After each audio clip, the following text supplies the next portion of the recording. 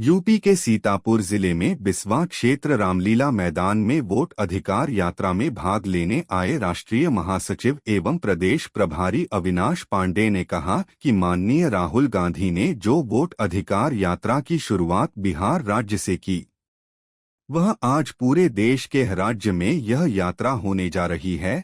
प्रदेश स्तर पर यह रैली है, उसके बाद जिला स्तर पर और वार्डों में रैली में भाग लिया। आज आम जनता के बीच में देश का बच्चा बच्चा यह कह रहा है, वोट चोर गद्दी छोड़। आज सत्ता में जो लोग बैठे हुए हैं उनमें किसी प्रकार के नैतिकता नहीं है पद पर रहने की। जो वोट चोरी करके जिस वोट का अधिकार बाबा साहब ने संविधान के माध्यम से गरीब और अमीर जनता को दिया था, उसमें उस एक वोट से सत्ता बनाने एवं बिगाड़ने की ताकत जो दिया था, उसमें इस सरकार ने चुनाव आयोग का दुरुपयोग करके, इस भारतीय जनता पार्टी के चुनाव यंत्र के रूप में दुरुपयोग करके इस जनता के विश्वास के साथ जो विश्वासघात किया है, डाका डाल रहे हैं। अभी जिन लोगों ने लिया चालू करो सर, आज आपकी वोट अधिकार यात्रा यहाँ बिस्वा में आयोजित हुई है, क्या कहेंगे? देखिए, माननीय राहुल गांधी जी ने जो वोट अधिकार यात्रा की शुरुआत बिहार से की थी, आज देश के हर राज्यों में ये यात्रा होने जा रही है। प्रदेश स्तर की ये रैली है।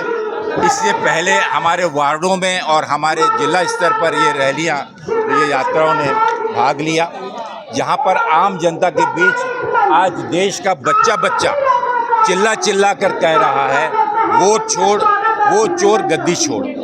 क्योंकि आज सत्ता में जो लोग बैठे हुए हैं उनमें किसी प्रकार की उनको किसी प्रकार में नैतिकता नहीं है पद पर रहने का। क्योंकि जिन वोटों को चोरी कर जिस वोट का अधिकार डॉक्टर बाबा साहब आम्बेडकर ने संविधान के माध्यम से इस देश के गरीब से गरीब और अमीर से अमीर और बड़े से बड़े व्यक्ति को एक वोट का जो अधिकार दिया था, जिसकी ताकत इस देश में सत्ता बनाने और बिगाड़ने की ताकत एक आम आदमी के हाथ में दिया था, इस सरकार ने चुनाव आयोग का दुरुपयोग करते हुए उसे अपनी भारतीय जनता पार्टी का एक चुनाव यंत्र के रूप में दुरुपयोग कर इस देश की जनता के विश्वास के साथ विश्वासघात किया। एक सर, अभी भूपेंद्र चौधरी जी का एक बयान आया हुआ है, उनका कहना है कि जो बूथ चोर थे, बूथ लुटेरे थे, उनको मौका ने वही आज जो है चुनाव प्रक्रिया पे सवाल उठा रहे हैं। देखिए, बात वो डाका डाल रहे हैं। पहले के लोग आमने सामने तो भी करते थे, उसको मैं कभी भी सच नहीं मानता, ना ही कोई सही मानता हूं।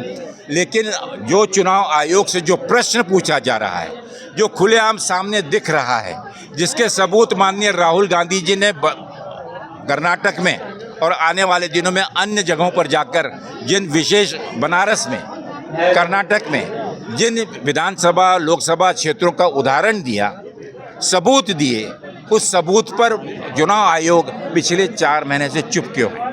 महाराष्ट्र के चुनाव के नतीजों के बाद, हरियाणा के चुनाव के नतीजे के बाद बार बार चुनाव आयोग से स्पष्टीकरण मांगा गया। ये नैतिक जिम्मेदारी है चुनाव आयोग की कि जिन बातों के ऊपर में स्पष्टीकरण और सफाई मांगी गई है, उससे चुनाव आयोग ने स्पष्ट देने से मना कर दिया।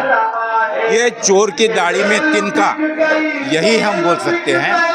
और चुनाव आयोग पूर्ण रूप से घबराया हुआ है, और चुनाव आयोग में और जो लोग भी इस कृत्य में इन्वॉल्व हैं, लिप्त हैं, वो बच नहीं पाएंगे। उनके ऊपर में आने वाले समय में कानूनी कार्रवाई और जनता उन पर कार्रवाई करेगी। जैसे 2027 का चुनाव पास आ रहा है, 2027 का चुनाव आ रहा है, वैसे वैसे बहुजन समाज पार्टी भी अब सक्रिय हो गई है।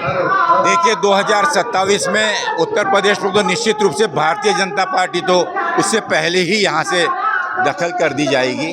क्योंकि अगर चुनाव आयोग के इस कृत्य पर सही कार्रवाई होती है तो न राज्य की और न केंद्र की सरकार बचेगी। और 2027 में इंडिया गठबंधन की मजबूत सरकार उत्तर प्रदेश में और केंद्र में स्थापित। मेरा सवाल ये था कि 2027 चुनाव आते आते जो है बहन जी भी सक्रिय हो गई है, अक्टूबर में एक बहुत बड़ी रैली करने वाली है।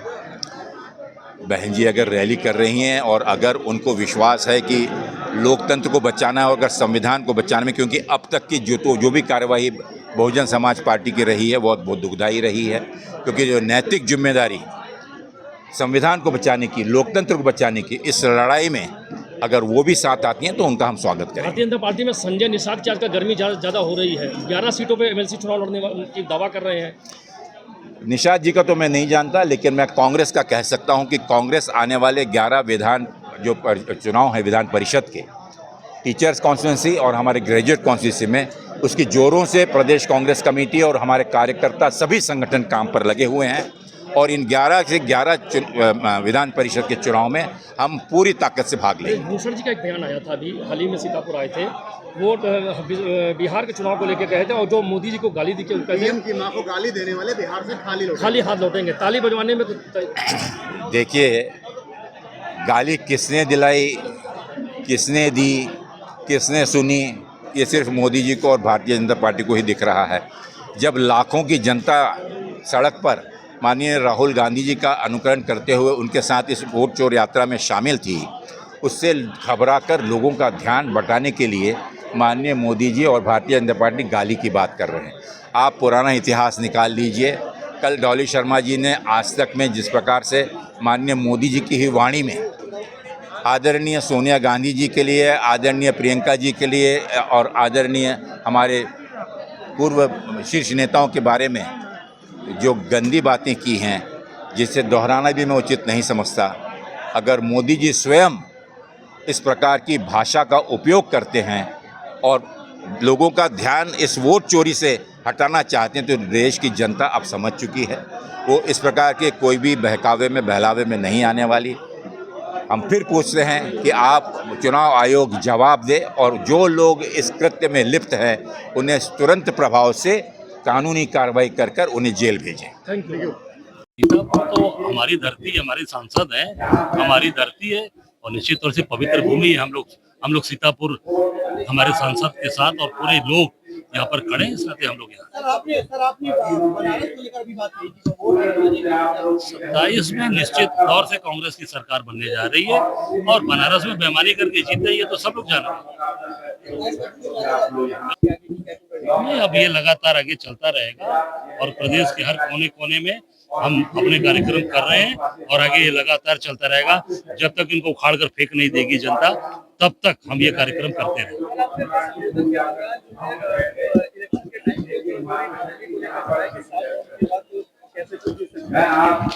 नहीं, बेईमानी करके जीते हैं, दुनिया जान गई। अभी बहुत सी चीजें आने वाली है, बेईमानी करके चुनाव जीते हैं प्रधानमंत्री और बहुत सी चीजें सामने आएगी। निश्चित तौर से वहाँ चुनाव हारे थे मोदी, बेईमानी आपने देखा। बनारस की जनता ने किस तरीके मेरा सम्मान किया, काशी की जनता का प्यार, काशी की जनता का स्नेह मेरे साथ।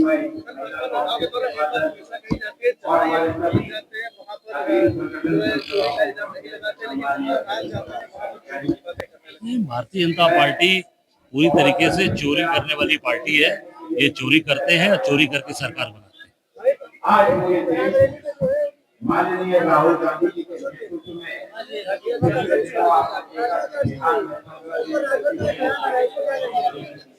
नहीं, देखिए, मैं तो नहीं कहूँगा, पूरी तरीके से ये गलत है। किसी भी नौजवान को लाठी चलाना गलत है और